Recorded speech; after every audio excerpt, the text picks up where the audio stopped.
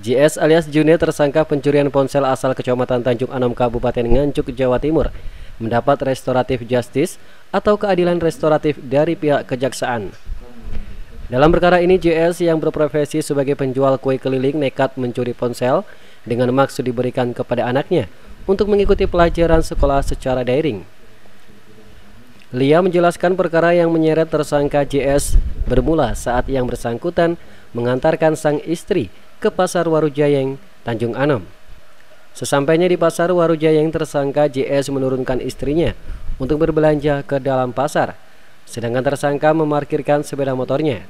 Saat tersangka hendak memarkirkan sepeda motornya, tersangka melihat sebuah handphone merek Oppo A12 warna abu-abu di dashboard sepeda motor. Adapun motor NMAX tersebut adalah milik korban Sutikno yang tengah parkir. Oleh tersangka JS, HP di dashboard motor NMAX lantas diambil. Lia melanjutkan, sejak tingkat penyidikan telah dilakukan penahanan terhadap tersangka JS.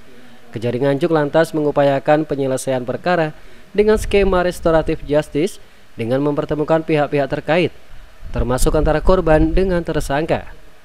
Saat dipertemukan tersebut akhirnya tercapai kesepakatan perdamaian. Korban dan tersangka juga saling memaafkan. Upaya restoratif justice ini pun disetujui oleh Jaksa Muda Tindak Pidana Umum. Ini ketiga kalinya Kejaksaan Nganjuk melakukan upaya restoratif justice, sehingga akan terus mengupayakan penanganan perkara dengan menggunakan pendekatan hati nurani sesuai arahan Jaksa Agung. Perempuan yang juga menjabat sebagai Kasubsi Penuntutan Seksi Tindak Pidana Umum Kejari Nganjuk melanjutkan, setelah terjadi kesepakatan perdamaian, pihak Kejari Nganjuk lantas menerbitkan SKP 2 terhadap perkara tersebut. Selanjutnya tersangka JS dibebaskan dari penahanan dan dipertemukan dengan keluarganya. Momen dipertemukannya tersangka JS dengan keluarganya langsung di kantor Kejari Nganjuk. Menurut Lia, ada beberapa pertimbangan pihak kejaksaan dalam memberikan restoratif justice kepada tersangka.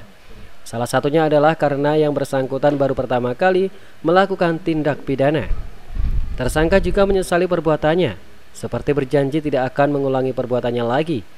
Selain itu, korban telah memaafkan perbuatannya tersangka, serta tidak menuntut ganti rugi, mengingat HP milik korban telah kembali.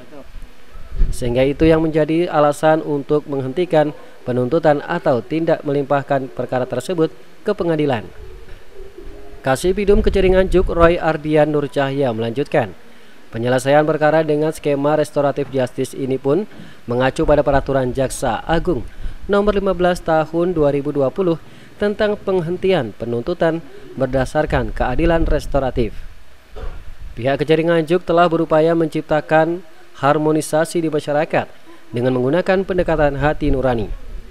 Dari Nganjuk, Jawa Timur, Samsul Arifin, SRTV.